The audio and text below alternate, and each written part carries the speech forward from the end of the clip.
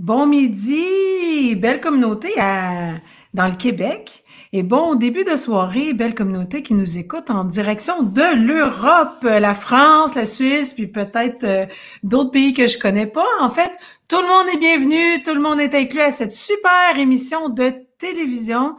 Vous savez, depuis le mois de mai, nous sommes sur le sujet de la douance, ou autrement dit, les enfants qui ont un haut potentiel. Je ne sais pas si tu es concerné par ces enfants-là. Tu sais, ces enfants-là qui ont un raisonnement d'adulte dans un corps d'enfant.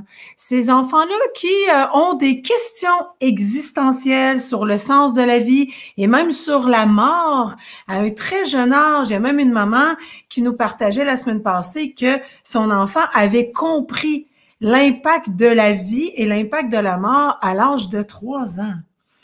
Est-ce que vous avez dans votre entourage des enfants qui ont une grande effervescence au niveau du raisonnement cognitif ou des intérêts particuliers? Je donne un exemple, un enfant qui pourrait avoir un intérêt sur la robotique ou à défaire des radios puis à les remonter. Il manque 2 pièces, puis le radio fonctionne quand même. Puis chez cette même enfant-là, qui a cette aptitude-là pour, cet intérêt-là pour les radios ou la robotique, il y a de la difficulté à comprendre que quand il sort d'une pièce, il doit fermer la lumière. Est-ce que vous êtes touché par ce genre de comportement-là? Est-ce que vous voyez ça dans votre entourage? Et souvent, quand on parle de douance, souvent, tu sais, on est dans une société où est-ce que l'intelligence, la performance est survalorisée. Et souvent, il y a un mythe qui accompagne la douance. On dit, oui, on sait bien, toi, ton enfant est doué, tout va bien. C'est pas parce que l'enfant est doué que ça se passe, tout va bien comme sur des roulettes. Non. Il y a des défis, il y a des enjeux que ces enfants vivent. Et souvent, un des plus grands enjeux, c'est que ces enfants-là sont tout seuls à vivre ce qu'ils vivent. Et ils ont l'impression aussi que tous les gens de leur entourage ont le même fonctionnement cognitif qu'eux. Alors aujourd'hui, j'ai le privilège de recevoir Florence Paris, qui est spécialisée depuis plus de 10 ans au niveau de la douance et les enfants qui ont eu un haut potentiel. Et aujourd'hui, on va voir des parcours d'enfants qu'on a vus, qu'on a identifiés comme haut potentiel à la maternelle et on va suivre justement leur parcours jusqu'au lycée, pour voir justement les aménagements pédagogiques qui ont été mis en place et quelles ont été les retombées. Alors, très bien, je vous laisse le temps de prendre une petite gorgée d'eau et on se retrouve tout de suite avec Florence Paris. À bientôt.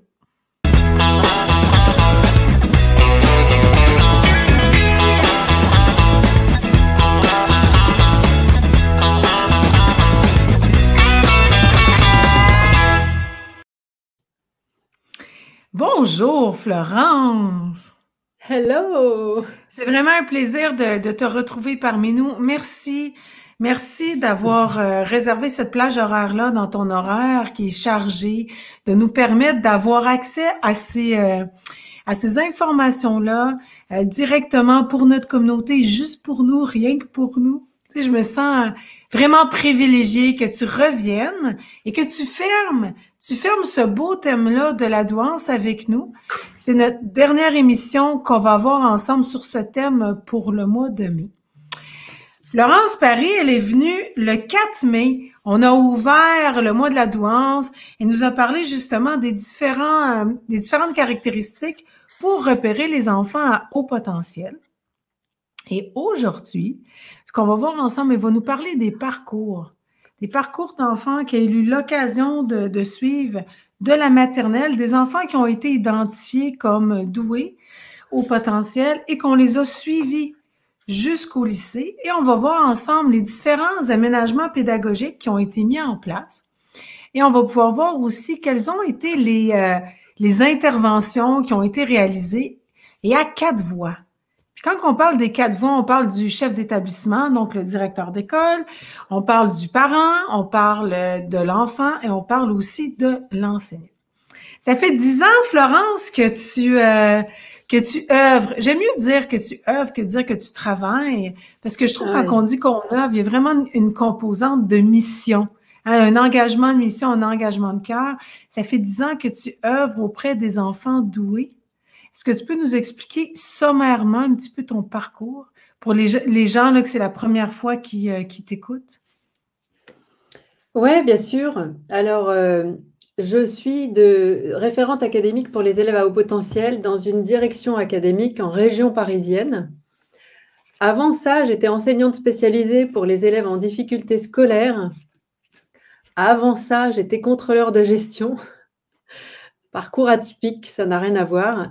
Mais depuis 2012, je suis référente sur ce sujet des élèves à haut potentiel avec, pour Paris, depuis 2017, un potentiel de 8500 élèves qui sont identifiés sur ce profil à haut potentiel de la maternelle au lycée. Et tu reçois, tu me disais sur 10 ans, environ 200 dossiers d'enfants susceptibles d'être diagnostiqués, d'être identifiés plutôt à haut potentiel, c'est ça? Voilà, c'est ça. Entre 2 et 300 dossiers d'élèves reçus par an pour une demande d'aide ou une demande de reconnaissance sur ce profil-là, de la maternelle au lycée.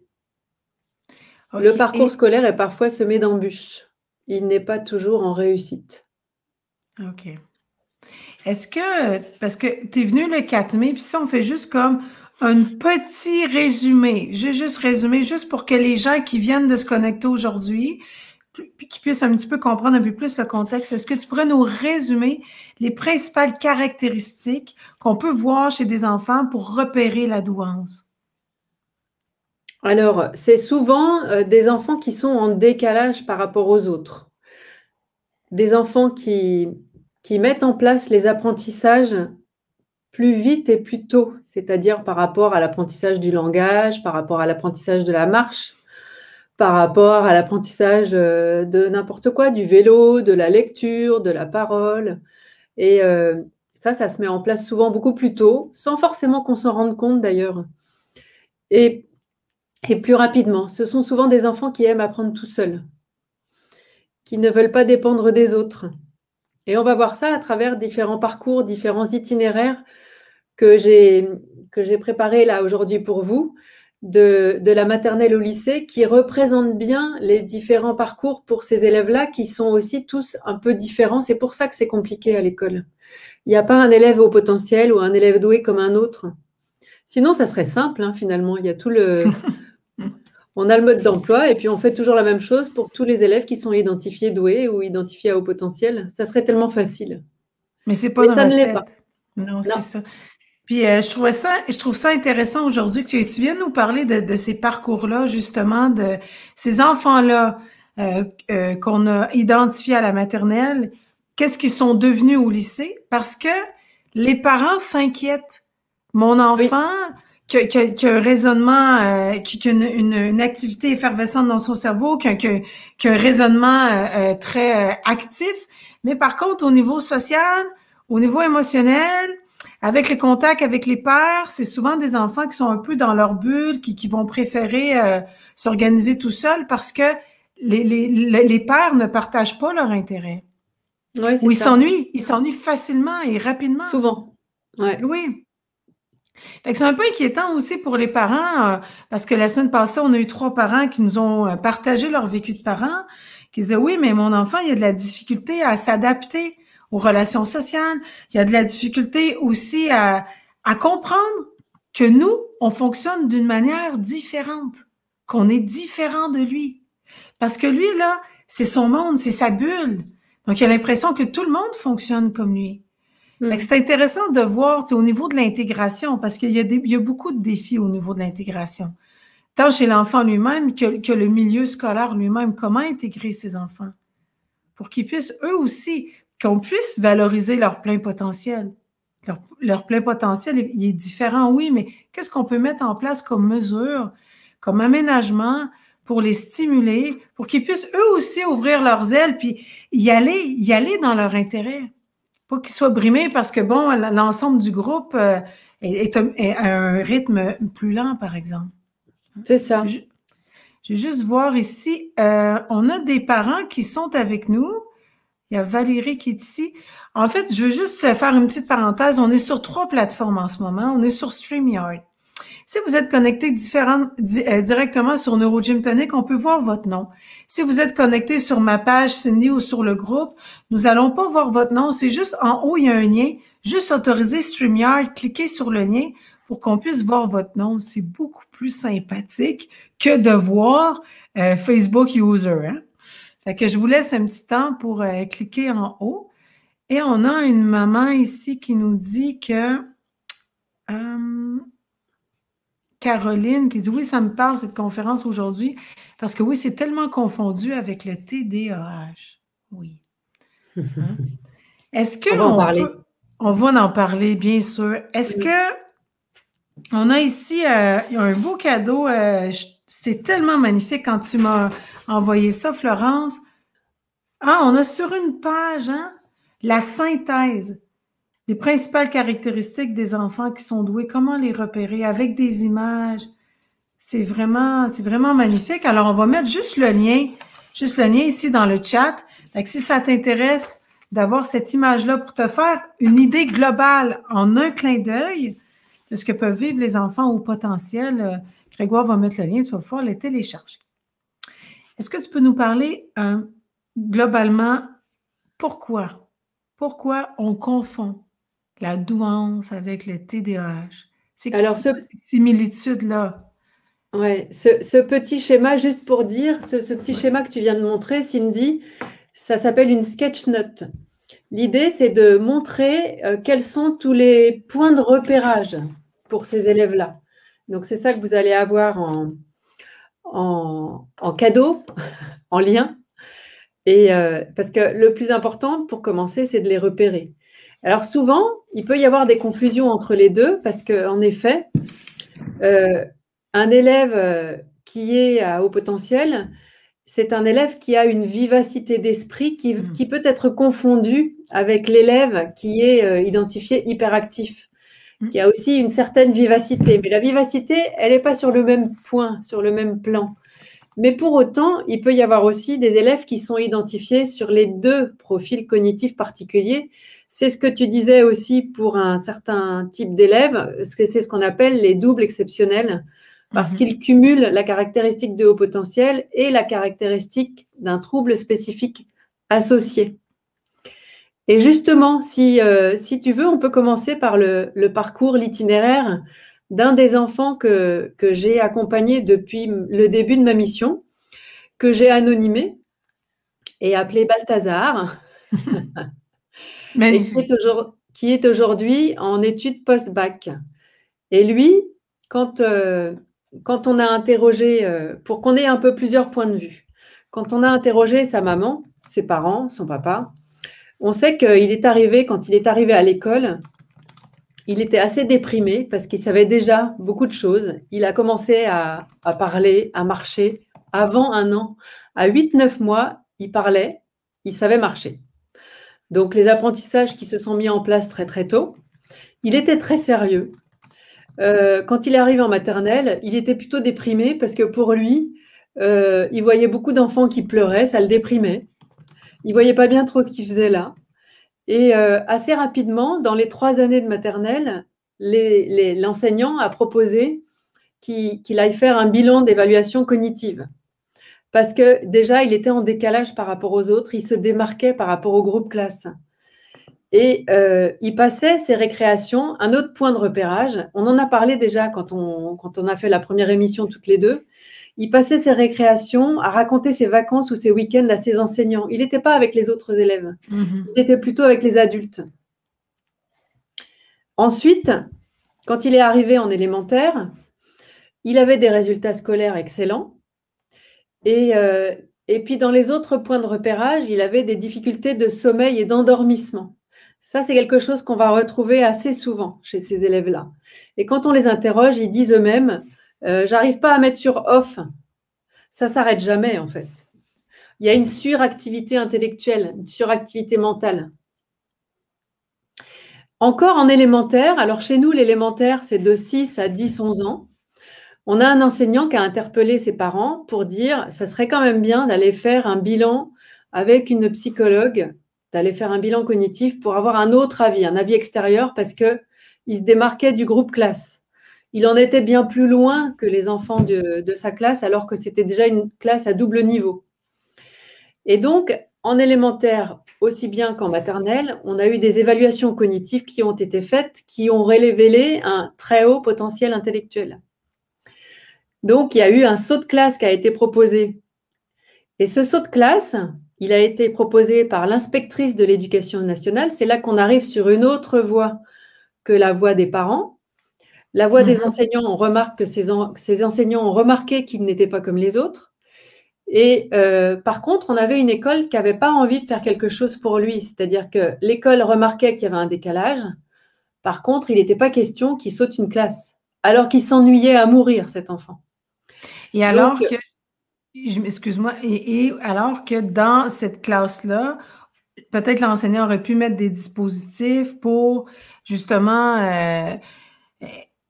aller plus loin, correspondre à ses intérêts, avancer dans la matière. Elle aurait pu même aussi adapter, comme chevaucher sur l'autre niveau, mais ça n'a pas été envisagé.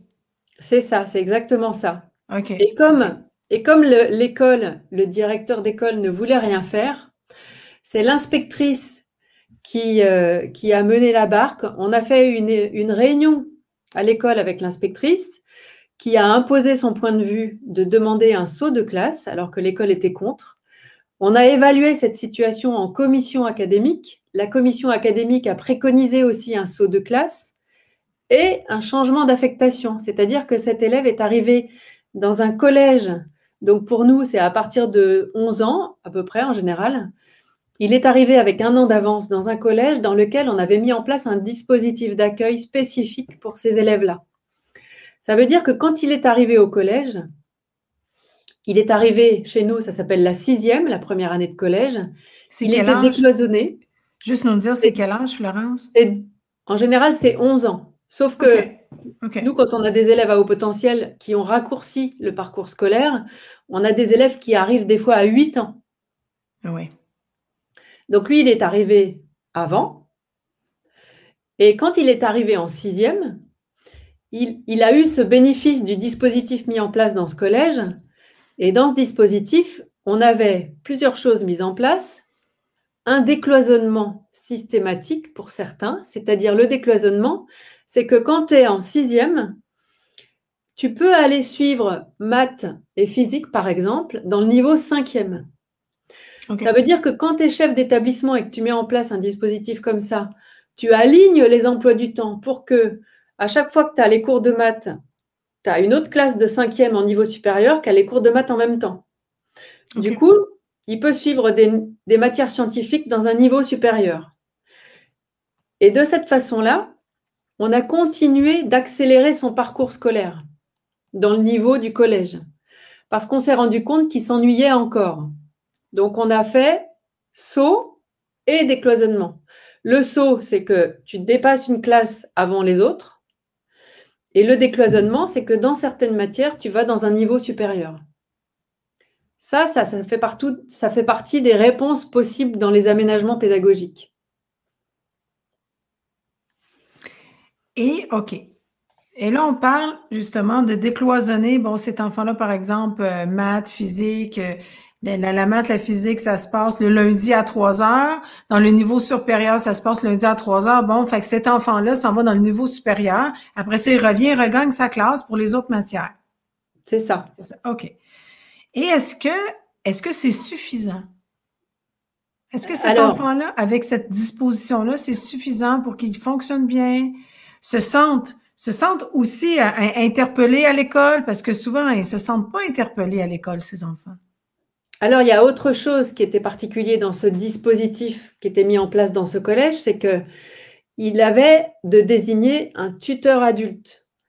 Et donc, régulièrement, une fois par semaine, une fois par 15 jours ou 2 fois par semaine, il avait la possibilité d'aller rencontrer ce tuteur adulte pour mettre au point les objectifs visés. C'est-à-dire qu'on met en place un projet personnalisé qui répond à ses besoins éducatifs particuliers et on les réajuste, ces projets, en fonction de ce qui se passe au collège, régulièrement selon les besoins, grâce au tuteur qui a été désigné parmi les profs ou parmi l'équipe de direction du collège.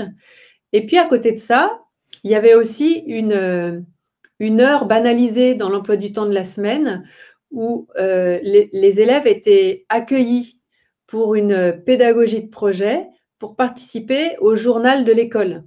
C'est-à-dire que dans ce petit groupe, ils avaient la possibilité de travailler sur la rédaction de la gazette du collège. Oh, wow! Oui. Ça fait partie des aménagements pédagogiques intéressants aussi parce que on n'est plus sur une discipline tout à fait scolaire, même si on travaille la rédaction, on travaille le français, on travaille les interactions sociales. En même temps, ils se retrouvent avec d'autres enfants qui sont comme eux et ils ont le droit de venir avec un invité. Et comme par hasard, ce dont on se rend compte, c'est qu'ils invitent Barnabé, par exemple, et on se rend compte au fur et à mesure des semaines qui passent que Barnabé, il est aussi à haut potentiel, en fait. Donc, il y a de l'autodétection qui se fait. OK. C'est Et intéressant à voir. c'est intéressant. J'ai juste revenir sur le rôle du tuteur. Concrètement, parce que bon, nous, au Québec, on a une autre façon dans nos systèmes éducatifs, quand un enfant est suivi, par exemple, c'est suivi avec un plan d'intervention, il y a une équipe de professionnels, il y a différents services. Quand un enfant doué a un tuteur, quel est le rôle du tuteur et est-ce que le tuteur est constamment à côté de l'élève doué? Est-ce que l'élève doué va le voir quand il en a besoin? C'est quoi le rôle du tuteur? C'est un soutien affectif ou? Ouais, ça peut être beaucoup de choses en réalité. C'est le référent de l'élève. C'est-à-dire que dès que l'élève en a besoin, il sait que c'est cet élève, cet adulte-là qui peut aller chercher pour demander quand il y a une problématique X ou Y ou quand il y a besoin X ou Y. C'est le référent de l'élève. Il y a OK. une relation privilégiée particulière avec cet adulte. Et ces enfants-là, on s'en est rendu compte aussi dans toutes les expériences qui ont été données depuis le début du mois de mai, ils ont besoin d'un contact privilégié avec l'adulte. Donc, ça fait partie aussi des aménagements qui sont importants à mettre en place pour ces élèves-là. C'est Tu vois? intéressant. Oui, c'est intéressant parce que le contact privilégié avec l'adulte, ça pourrait être l'enseignant, mais pas que. Ça pourrait être C'est un ça. adulte extérieur. Puis peut-être mieux parce que je veux dire, si l'enseignant est en train d'enseigner, puis l'enfant doué a besoin, parce qu'il vit un truc, etc., qui a besoin, ben, il peut sortir de la classe puis recevoir le soutien pendant que le cours continue. C'est ça. Encore faut-il que l'école ait cet aménagement-là. Voilà. Alors, Oui. ce dont on se rend compte aussi au fur et à mesure des années et de l'expérience de tous ces élèves accompagnés, c'est qu'il y a une période qui est quand même la plus compliquée pour eux dans toute la période de scolarité qui va pour chez nous de 3 ans à 17-18 ans. La période la plus difficile, c'est la période de l'adolescence quand ils sont au collège. C'est pour ça qu'à chaque fois qu'on a mis quelque chose en place, c'était aussi au niveau du collège. Mhm. Alors ce Balthazar, pardon, quand il est arrivé au lycée, pour qu'on continue de balayer sa scolarité jusqu'à maintenant, quand il est arrivé au lycée, il avait donc 3 ans d'avance.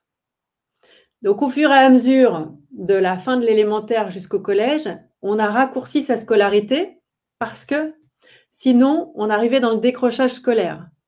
Parce que trop d'ennuis. Hmm. Je te rappelle que c'est un élève qui a été identifié à très haut potentiel. Le très haut potentiel, c'est un quotient intellectuel de plus de ou égal à 145, c'est-à-dire que ça concerne un élève pour 1000. Ça veut dire que, autant quand on parle des élèves à haut potentiel, on en a un, maximum deux par classe. Quand on en a un pour 1000 parce que très haut potentiel, il y en a un par collège. Après, ça dépend du nombre d'élèves, bien sûr. Mais c'est beaucoup plus rare. Quand il est arrivé au lycée, donc avec 3 ans d'avance, on a noté une baisse de ses résultats, alors qu'il était toujours avec des très bons résultats scolaires depuis la maternelle, Balthazar. Et à la fin de la seconde, on a noté une fatigue, une baisse des résultats. Il ne finissait pas ses exercices. On notait de plus en plus de fatigabilité pour lui. On a préconisé un bilan complémentaire. Un bilan complémentaire qui a identifié justement qu'il était à cheval entre du très haut potentiel et un trouble déficitaire de l'attention. Et c'est ça qui est intéressant de voir, c'est que quand on est avec un élève qui est doublement exceptionnel comme ça, et on l'a vu aussi au début du mois de mai, le haut potentiel masque le trouble spécifique des apprentissages et inversement. C'est-à-dire que le très haut potentiel modifie l'expression du trouble, ce qui fait qu'on les identifie beaucoup plus tard, ces troubles. Pour lui, ça a été au lycée, et à partir de là, il a été accompagné par un professionnel de ce trouble-là à l'extérieur, et on a mis en place une médicamentation avec de la Ritaline. Pour lui, ce qu'on notait, c'est qu'à partir d'un moment, le très haut potentiel ne pouvait plus compenser le trouble spécifique des apprentissages. Et il a fallu mettre en place un projet d'accompagnement personnalisé lié à son trouble spécifique des apprentissages, avec par exemple de la réduction de la quantité d'écrits ou du temps supplémentaire pour les examens. C'est ça qui a été mis en place au lycée, pardon. Il a été admis en classe préparatoire, c'est-à-dire ce qu'on appelle les classes prépa maths sup chez nous, à 15 ans. Et d'habitude, c'est à quel âge? À 15 ans, normalement, c'est plutôt l'âge d'arrivée au lycée. OK, donc il était comme 2 ans d'avance, 3 ans d'avance. 3. Ouais. 3 ans d'avance.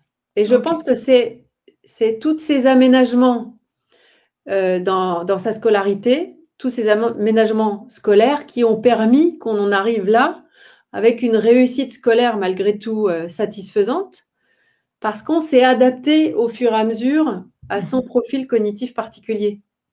Et cette adaptation, elle s'est faite au cas par cas, année après année.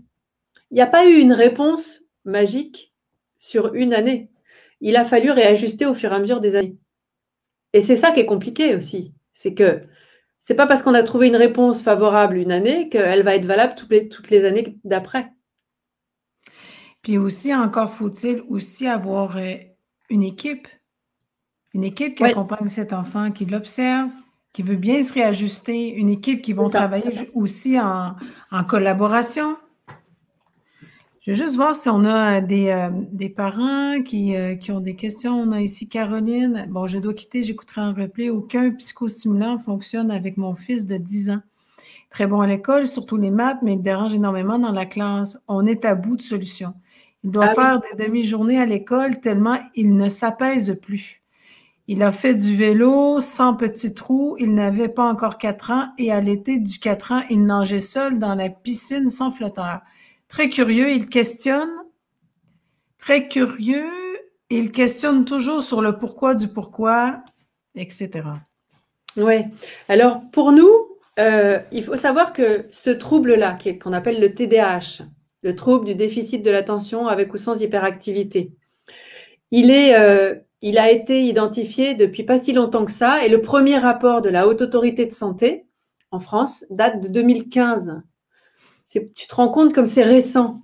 Et dans ce rapport de la Haute Autorité de Santé, on nous explique ce que c'est que ce trouble-là. On nous explique qu'il y a 2 façons d'accompagner ce trouble. Le premier, on vient de le voir, c'est la médicamentation avec de la Ritaline. Et ça a des impacts intéressants et positifs dans certains types de situations. Et le deuxième, c'est la rééducation cognitive. Et c'est peut-être ça qu'il faudrait essayer avec ce jeune-là pour qui la médicamentation ne convient pas. De toute façon, nous, ce qu'on dit en France, où on est plutôt en dessous des médicamentations dans les pays en général, les enfants ne sont pas souvent traités par médicaments en France. Je parle de la Ritaline. Ce qu'on dit, c'est que de toute façon, c'est intéressant d'essayer parce qu'on verra tout de suite si c'est la bonne indication. Tout de suite, on verra des effets s'ils sont positifs. Si ça ne marche pas, ce n'est pas la peine de continuer. Par contre, dans ces cas-là, la rééducation cognitive, elle peut avoir un impact intéressant. C'est-à-dire qu'on va apprendre à l'élève à développer des nouvelles connexions neuronales qui vont l'aider à compenser ce déficit-là. Puis comment on fait ça?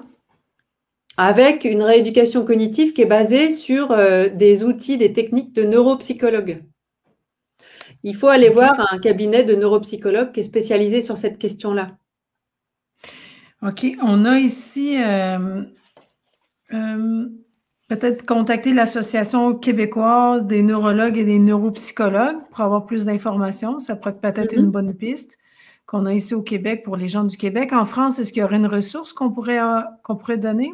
Là, il y a 2 associations pour les enfants TDAH. Il y en a une qui s'appelle Hyper Super et je vous les mettrai en lien si vous voulez après. Et l'autre qui s'appelle TDAH Partout Pareil. Ah, C'est c'est vrai que ce beau. sont des points d'appui intéressants pour épauler les parents. Et puis, même si vous êtes au Québec, c'est intéressant parce que à chaque fois, les associations ont développé des groupes sur Facebook, par exemple.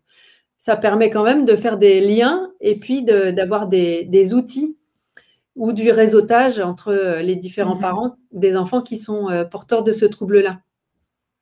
Juste le fait de réseauter entre parents aussi, ça aide beaucoup à ne pas se sentir seul, se sentir C'est soutenu. hyper important et ça fait partie des aménagements qu'on avait mis en place pour Balthazar. C'est-à-dire qu'une fois par trimestre, on organisait un groupe de parole pour les parents, ce qui permettait aux parents de déculpabiliser énormément parce que pour eux, c'était souvent galère ou le cauchemar à la maison. Ils se rendaient compte qu'ils n'étaient pas tout seuls.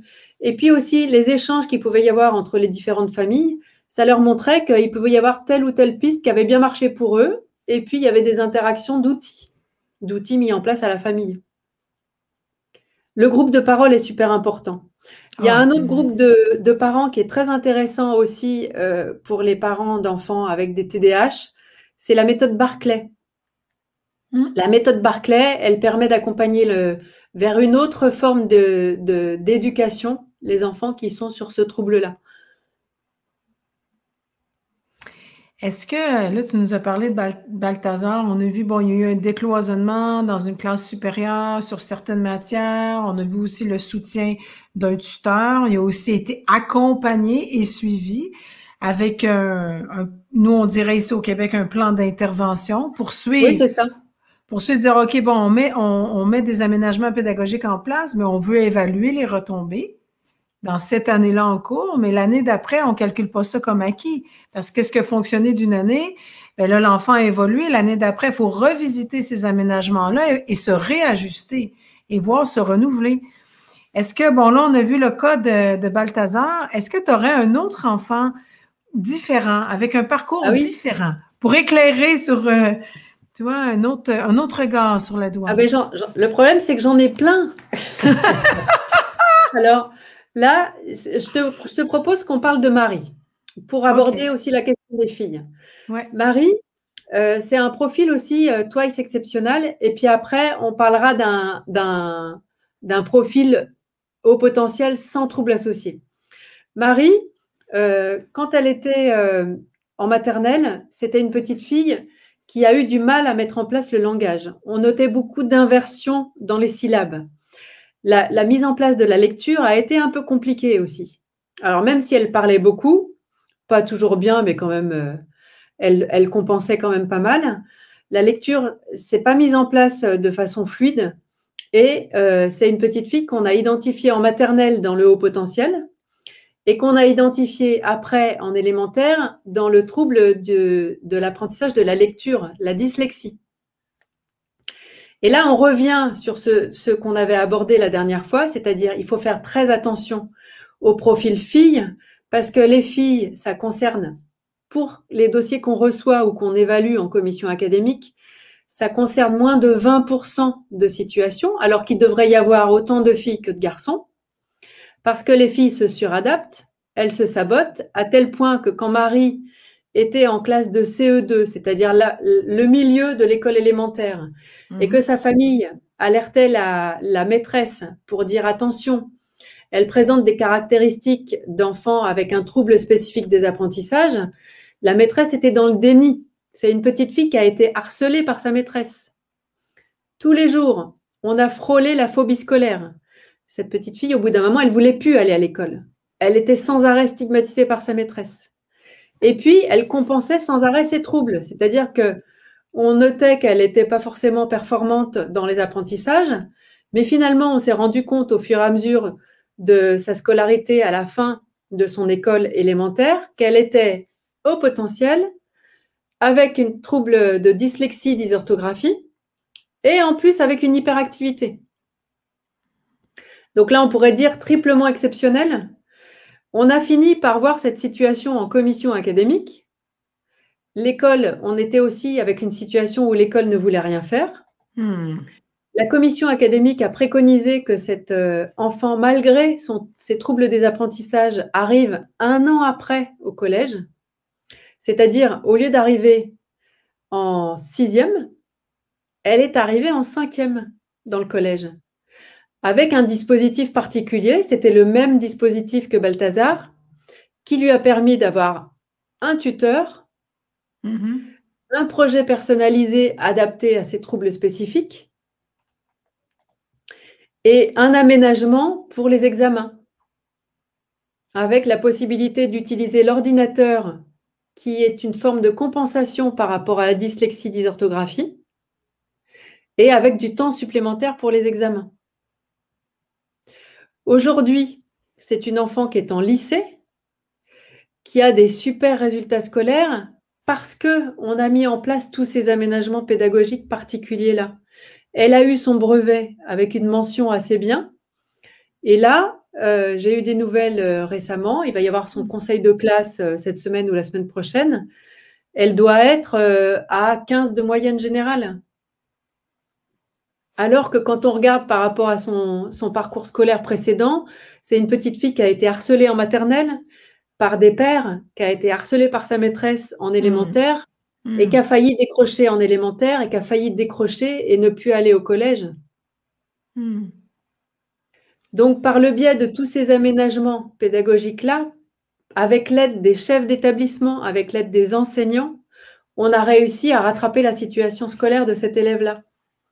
Puis aussi à épargner aussi tout ce que ça aurait pu créer au niveau affectif, au niveau émotionnel. Hein? C'est ça, c'est ça. Oui. Alors, on n'en a pas parlé. Vous l'avez récupéré. Ah oui. On l'a récupéré et on n'en a pas parlé pour Balthazar, mais ce sont des enfants qui, à un moment donné de la scolarité, ont été aidés en suivi psychologique aussi. Ah oui. Pour supporter ces difficultés dans le parcours scolaire. On ne peut pas faire tout seul. C'est ce qu'on disait aussi l'autre fois. L'importance de la coéducation. Il faut qu'on soit tous ensemble dans la même direction, dans l'intérêt de l'élève. Les parents, ils ne peuvent pas tout faire tout seuls. À l'école, on ne peut pas tout faire tout seul. S'il y a des partenaires extérieurs, c'est pareil, ils ne peuvent pas faire tout ça tout seuls. C'est pour ça qu'il faut qu'à un moment donné, on prévoit une réunion tous ensemble pour poser les choses à plat et voir ce qu'on peut mettre en place dans l'intérêt de l'élève pour que ça se passe au mieux, pour répondre à ses besoins éducatifs particuliers. Puis quand tu dis elle a eu une moyenne de 15, parce que moi, une moyenne de 15, ça me dit rien ici au Québec. Qu'est-ce que ça veut dire, une moyenne de 15? Alors, c'est parce que quand on note les élèves, souvent, on est de 0 à 20. Les élèves, ils sont notés sur 20.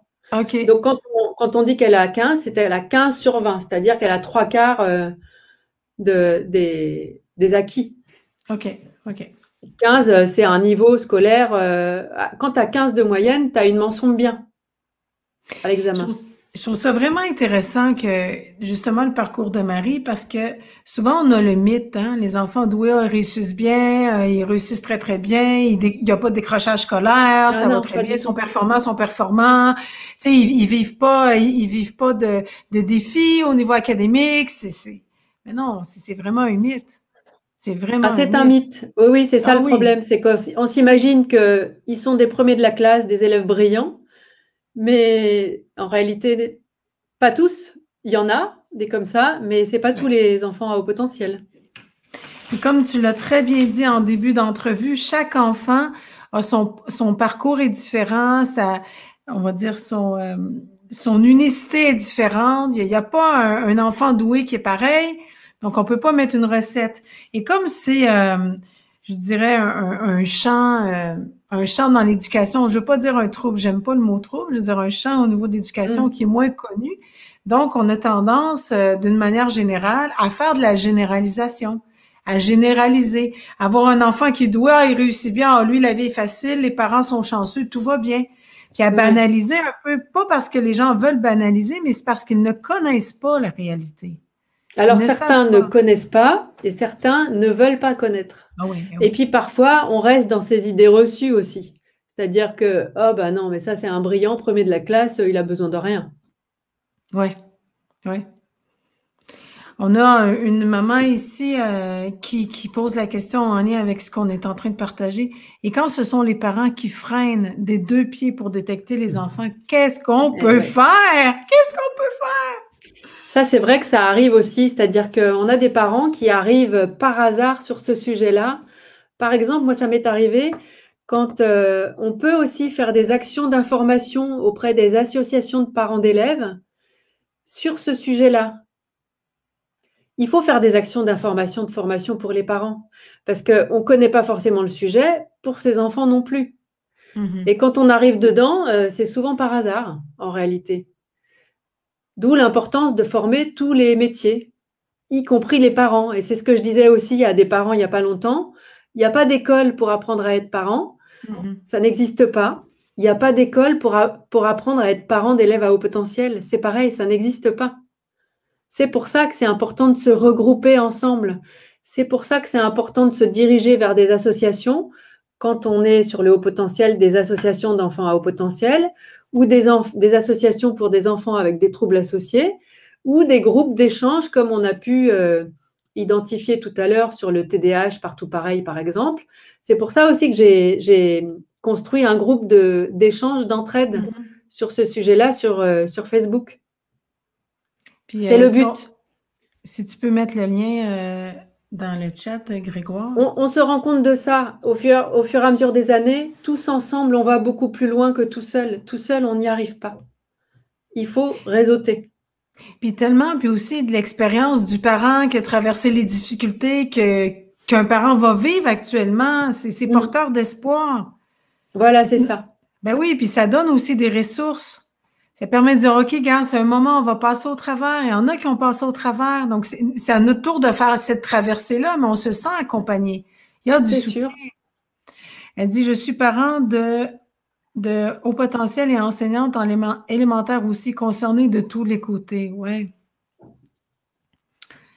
Alors, on était sur Marie, on avait terminé, tu nous disais, Florence, on disait qu'elle avait terminé avec 15 sur 20 dans la moyenne. On parlait aussi du mythe.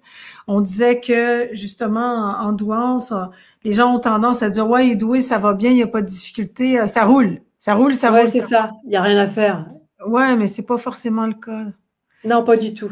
Puis je pense que c'est aussi une réalité qui peut rendre les gens mal à l'aise aussi. Tu sais, Oui, parce qu'on sait pas. On non, sait pas c'est pas comment ça. C'est intervenir. que, ben, on ne sait pas. Et puis pour certains, c'est une supériorité intellectuelle. Mhm. Donc ça renvoie quelque chose qui met Mm, mal à l'aise l'autre. mm, Et puis c'est comme ça qu'on a des réflexions de profs qui disent ah bah toi, puisque tu es intelligent, t'as qu'à répondre à cette question. Et pourquoi tu n'as pas fait bien cet exercice puisque tu es si intelligent? mhm, La problématique, c'est qu'on fait une confusion entre super intelligent et haut potentiel. mhm. Le message majeur, c'est de comprendre que le haut potentiel, c'est un fonctionnement cognitif différent. Et ce Pas n'est pas forc- une intelligence supérieure. pas forcément, non. Ça peut l'être, Voilà, c'est ça, pas forcément. pas forcément. Ça peut l'être, mais aussi de garder en tête que chaque enfant doué, c'est un cas particulier, une situation particulière, une situation unique. Puis souvent, c'est de regarder aussi si c'est masqué par un autre trouble, que ce soit le TDAH. Ah oui, en fait, on avait aussi une question la semaine passée. Une maman qui se demandait si les enfants au potentiel vivent de l'anxiété, plus d'anxiété que les autres. Oui. Ouais, ouais, c'est vrai, mais on en a parlé là au début du mois de mai de ça. C'est-à-dire qu'ils ont une lucidité tellement importante, tellement étonnante. Tu sais, on parlait de la problématique par rapport à la mort. Mhm. C'est-à-dire que ces enfants-là ont compris l'irréversibilité de la mort 2 fois plus tôt. Mais forcément, quand on a cette lucidité exacerbée, cette sensibilité exacerbée, ça donne des états d'anxiété plus importants. Ah oui. Il y a un éveil qui est particulier, un éveil au monde qui est particulier, une curiosité qui est très particulière. Ce sont des enfants qui posent des questions tout le temps Mhm. sur le pourquoi, du comment. Donc, on constate qu'il y a souvent plus d'anxiété. C'est intéressant parce que ça peut être très challengeant aussi pour le parent ou l'enseignant qui a ces questions. Bon, à un moment donné, oui, on répond, on répond. À un moment donné, la question est tellement poussée que des fois, l'intervenant n'a pas les connaissances pour répondre. Puis c'est ce que... Ah, alors ça, c'est intéressant ce que tu Ben dis. Tu oui, vois, on a une prof qui disait ça justement et que je fais venir en intervention. Un petit coucou à Sylvie si elle nous regarde. Et qui dit, parce que ça arrive tout le temps quand tu es avec un élève à haut potentiel, qu'il aille plus loin que toi dans tes ben oui. connaissances. Et qui dit à l'élève qui est capable de dire, et c'est ça qu'il faut être capable de faire. Et bien là, je ne sais pas te répondre, Balthazar. Laisse-moi le temps d'aller chercher et demain, je reviens vers toi et on en reparle. Il faut savoir accepter ça. Il y a aussi le mythe du prof qui sait tout et qui est supérieur aux autres, qui rentre en rivalité avec le mythe de l'enfant supérieurement intelligent. C'est intéressant parce que ça confronte l'ego. C'est ça. Et en même temps, quand l'ego est confronté, souvent, ce qu'il fait, c'est qu'il embarque dans une lutte, tu sais. C'est moi qui ai Ouais, raison, tu vois, c'est c'est moi le ça. prof, c'est moi le prof, tu vois, un peu C'est moi qui sais. ce C'est moi qui statut. sais. Et en même temps, ce qui est intéressant, c'est que ces enfants-là, comme on disait aussi la première semaine, le 4 mai, c'est que ces enfants-là nous amènent aussi dans une rencontre du cœur. Non seulement avec nous-mêmes, mais aussi à être dans cette rencontre-là de cœur avec l'enfant. Ouais, OK, ouais, ouais. de lâcher l'ego, oui, l'enfant, il en sait plus que moi, je ne sais pas quoi répondre, au lieu d'être dans, euh, dans mes enjeux personnels qui sont en train de se jouer en ce moment avec cet enfant, c'est moi l'adulte. C'est vraiment moi l'adulte, c'est dire, OK, tasser ça de côté, puis d'être là pleinement présente, dans le moment présent, au service de cet enfant-là qui est devant moi, qui me demande Mm, simplement une question. Simplement ça. Une question ouais, sur un sujet qui l'intéresse, puis lui, il va aller plus loin, puis il veut comprendre. C'est tout. c'est ça. Fait que c'est vraiment comme de se détacher de cet aspect émotionnel-là que l'intervenant peut vivre parce qu'ils peuvent se sentir confrontés. Mais c'est pas une confrontation. L'enfant ne fait pas ça dans l'idée de confronter, il veut juste savoir. Parce que ça peut être pris comme ça, hein. Ça peut être interprété comme, ouais, il me Ouais, confronte, il est en train de me tenir tête, tu ouais, c'est vois, ça. il veut m'avoir, mais non, on n'est pas Ouais, ouais, là-dedans. ouais. Il On me n'est pas là-dedans. cherche. Oui, il me cherche, c'est ça. Oui, oui, c'est ça. Ouais, Puis ouais, il veut, ouais. parce qu'on voit aussi des enfants doués qui reprennent souvent les professeurs, parce que les profs sont en train d'enseigner, puis l'enfant lève la main et dit, OK, excusez, madame, c'est pas un adjectif, c'est un adverbe. Excusez-moi, vous aviez mis un S. Puis sur des choses assez, qui peuvent être très, très techniques, soit l'écriture au tableau ou soit dans le discours oral. Fait que ça peut être aussi pour l'enseignant un peu épuisant de se faire reprendre. Et le réflexe de l'enseignant peut être aussi de vouloir, comme on dit au Québec, caser, dire, OK, regarde, toi, tu es un enfant, je te mets dans ta case, là. Là, c'est moi Reste le à ta prof. place. Tu me laisses enseigner. T'arrêtes de poser des questions. Je te donne des fiches, remplis les fiches. Voilà, voilà, tu vas aller plus loin. Voici les fiches, les fiches. Tu me laisses tranquille, je continue mon cours. Parce que c'est ça. C'est un peu ça, je pense, que qu'est-ce qu'on voit dans la réalité. En fait, moi, ce que j'ai vu quand j'enseignais.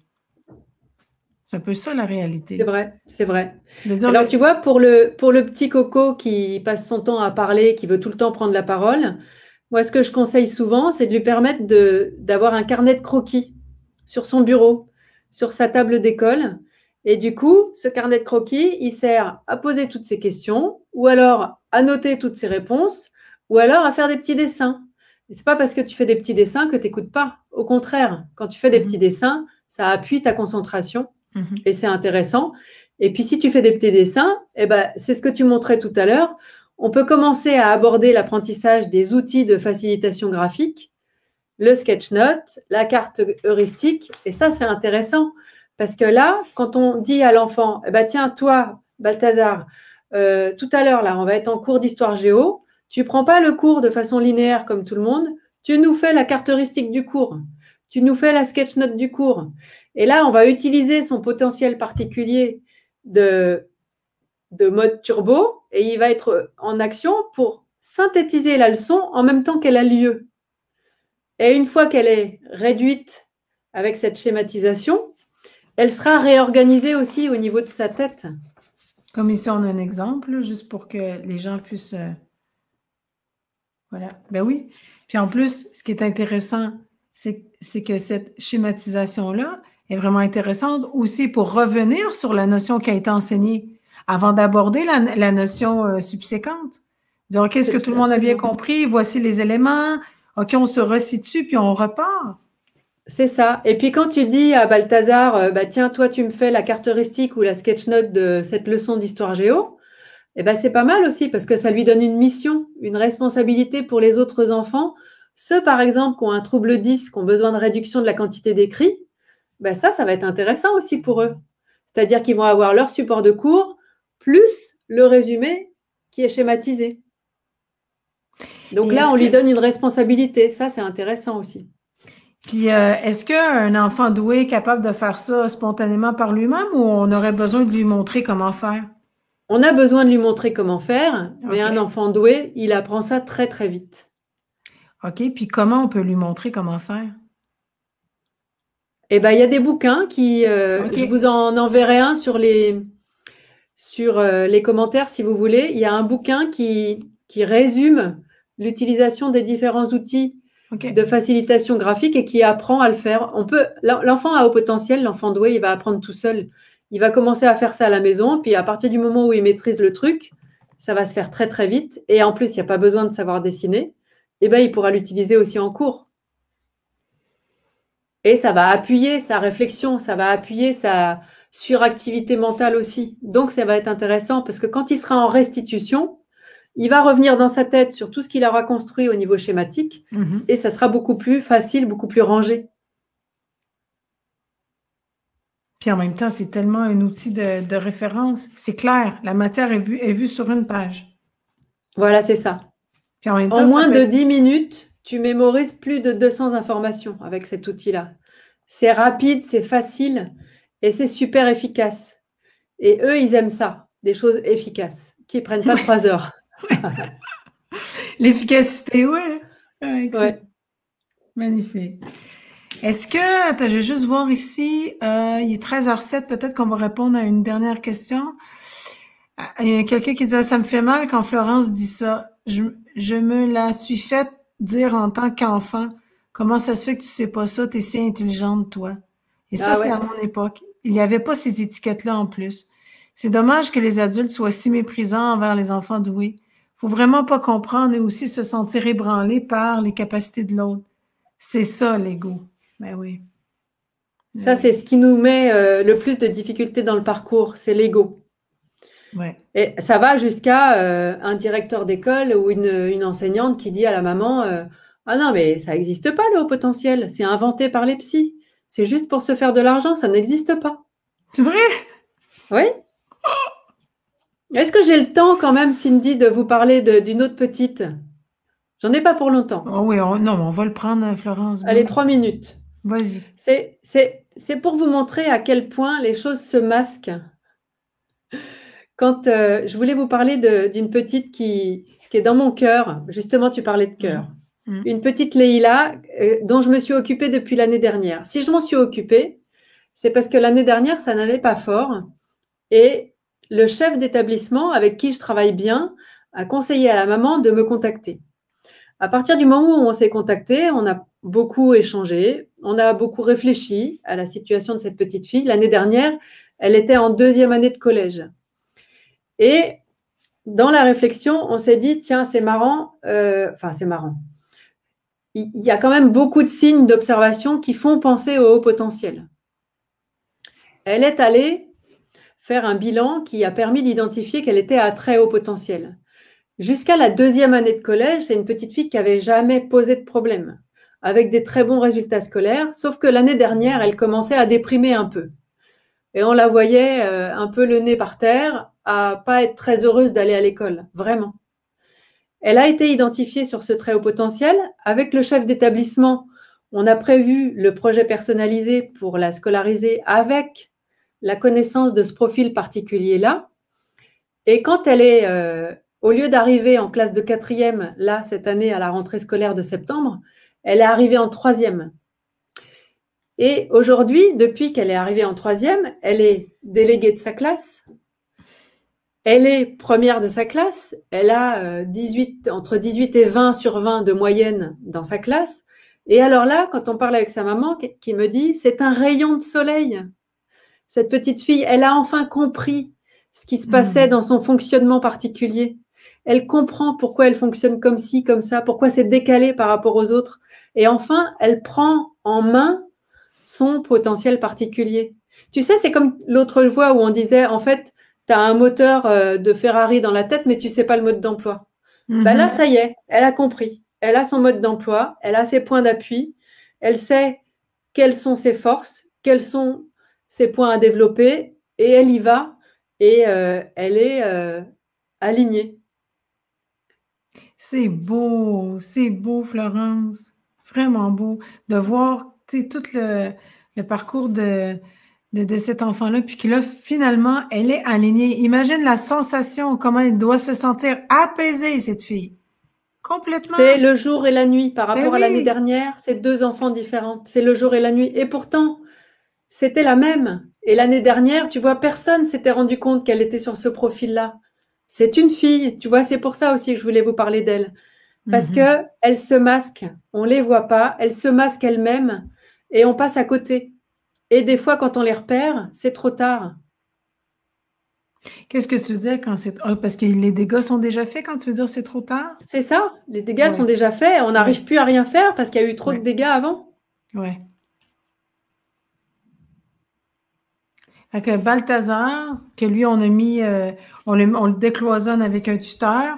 Après ça, tu nous as parlé de Marie, qui était aussi, ben, qui est une fille, qu'on a vu aussi que c'était masqué. Marie qui avait de la dyslexie, qu'on a vu au niveau Mhm. de la lecture, l'écriture, les dispositifs qui ont été mis avec Marie, un ordinateur, des extensions de délai pour les examens. On a vu aussi, ben, la dernière, Leila, c'est ça? Ouais. Même si c'est anonyme, mais c'est bon de... Ouais. Alors, elle est là qu'on a vu qu'on n'a pas du tout reconnu d'une année à l'autre complètement, qu'elle a vraiment compris, vraiment intégré son propre fonctionnement, qu'elle s'est reconnue. En fait, c'est ça, la reconnaissance. C'est Quand je, ça. quand je peux me reconnaître comment je fonctionne, c'est plus facile après de me comprendre et aussi de m'apaiser, de m'enlever cette charge-là de culpabilité, de ne pas être comme les autres, parce qu'ils en vivent énormément, ces enfants-là. Oui, c'est ça, ils se Culpabilité, le culpabilisent. stress, l'anxiété, oui, puis ils se comprennent pas. Je suis dans un monde, mais je suis comme à côté. Mais j'aimerais ça être dedans, mais je suis à côté. Fait que comment je fais? Ouais, Ben oui. c'est ça. Est-ce que je veux juste voir si on a une question? Est-ce qu'on a des questions de parents d'intervenants qui nous écoutent? On en a eu une tantôt qu'on a répondu. Je vais juste voir. Julie qui dit, j'écouterai la rencontre ce soir.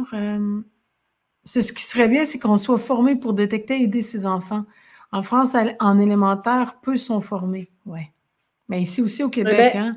on a fait, depuis que je suis arrivée à Paris, là, on a monté beaucoup d'actions de formation, dont le colloque cette année. Ce colloque est une action de formation d'une journée entière avec différents spécialistes. Il est toujours en ligne, il est toujours accessible, hein, de partout, hein. Si vous allez sur la page internet HP75, où j'ai mis beaucoup, beaucoup de ressources, vous pourrez accéder au colloque en ligne. Mais ce qui est intéressant, parce que là, il y a plein d'informations qu'on est en train de donner. Puis je sais un petit peu sur Facebook, ça arrive, les gens arrivent dans le dernier 10 minutes ou les gens écoutent juste 10 minutes. Ouais, Alors, ce qu'on va faire, c'est qu'on va mettre le lien de ton groupe Facebook. Puis il y a beaucoup d'informations sur ton groupe d'entraide sur Facebook, que les gens vont pouvoir retrouver beaucoup d'informations. Et s'ils ont la question, OK, Florence, c'était quoi donc que tu parlais, là, tu sais, le truc machin chouette, là, qui a l'air super intéressant, puis que j'aimerais avoir, là. Fait que ça va être peut-être, merci Grégoire. Grégoire vient de le mettre. Il y a quelqu'un, une maman qui dit ou un intervenant, il n'est jamais trop tard pour baisser le masque. Cela peut être vécu comme une expérience et permet ensuite d'approcher, de comprendre les enfants en difficulté avec beaucoup d'empathie et de justesse, comme ouvrir la fenêtre sur un nouveau monde. Ben oui. Puis je ouais, remercie, moi, ces enfants-là. Tu sais, les enfants qui ont un fonctionnement différent du nôtre, parce que ça nous permet de nous éveiller justement à l'unicité. Puis d'aller dans cette rencontre-là d'un être humain qui rencontre un autre être humain, puis qu'est-ce que tu as besoin? Moi, mon c'est rôle en tant ça. que... Tu sais, Et le rôle puis, tu sais, en tant qu'enseignant, oui, c'est de livrer de la matière, mais c'est aussi d'accompagner, d'être un soutien affectif pour ces enfants-là. Et puis, ce qu'il faut voir aussi, c'est que ce parcours de repérage, de reconnaissance, d'identification du haut potentiel chez l'enfant, il amène aussi le même type de parcours chez le parent. C'est-à-dire que j'ai assez fréquemment des parents qui finissent par s'identifier par le fait d'avoir accompagné leurs enfants.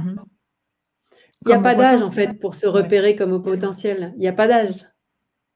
Il n'y a pas d'âge. Intéressant. Et quand tu nais, en fait, NAIT à haut potentiel, parce que c'est comme ça, tu meurs à haut potentiel. C'est un fonctionnement cognitif particulier. Tu l'as à la naissance. Et tu vas vivre avec toute ta vie. Absolument. Et tu vas le mettre en route ou pas. Fait qu'autant se reconnaître, avoir les outils pour mieux se comprendre, puis être plus doux, avoir une propre relation d'empathie envers soi-même, plus de compassion envers soi-même. Et de comprendre que, oui, ben, OK, on peut fonctionner d'une manière différente. Ça ne veut pas dire qu'on est meilleur. Ça ne veut pas dire qu'on est moins bon. C'est juste différent.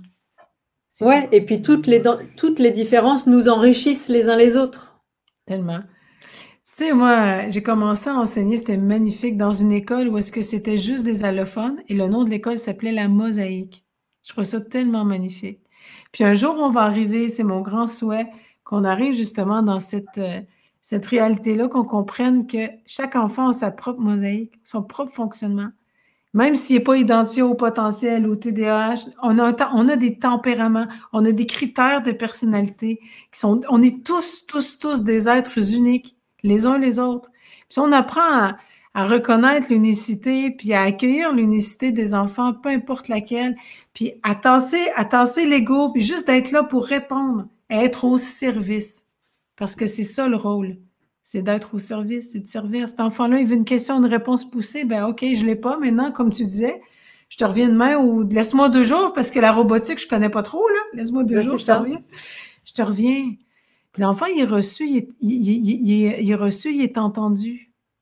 Au lieu d'avoir cette confrontation. Il est accueilli ben oui, dans sa particularité. Complètement. Finir le casse-tête, oui. Florence, je pourrais te garder encore, ça fait déjà 1 heure, je pourrais te garder encore 1 heure et 1 heure, c'est tellement intéressant. Les gens qui veulent te suivre, on a mis le lien du groupe de Facebook, et du groupe de Facebook, oui, c'est ça, d'entraide. Il y a cet outil-là aussi qu'on a mis le lien. Nous, ce qu'on a fait, on a fait un guide de 9 pages qui reprend les différents profils, les différentes caractéristiques. On va vous mettre le lien dans le chat. C'est visuel, ça ramasse toute l'info sur 9 pages. Ça peut être intéressant aussi. Ça peut être intéressant aussi comme grille de référence après pour revenir, juste regarder les idées en tête. Quand on a un enfant, par exemple, dans notre classe, qu'on soupçonne la douance, c'est comme un outil simple, comme ça aussi. Tu sais, comme pour avoir directement sur notre bureau, tu sais. De dire, OK, il me semble que, OK, je reviens. OK, je vais aller vérifier. OK, au niveau de la curiosité, tu sais, oui, il est très, très, très curieux, peut-être trop. Oui, il y a de la curiosité dans l'angoisse, fait que ça remet les critères tout de suite à vue pour s'empêcher d'être dans le réflexe du jugement, s'empêcher d'être dans le réflexe de l'automatisme, s'empêcher d'aller dans la généralisation, d'aller dans cette confrontation-là. Souvent, c'est d'avoir des outils d'information à portée de main, facilement, visuel, rapidement, où est-ce qu'on, OK, un instant, il y a un enfant devant moi qui a un autre besoin. Puis je suis en train peut-être de répondre d'une manière où est-ce que ça ne sera pas nécessairement approprié.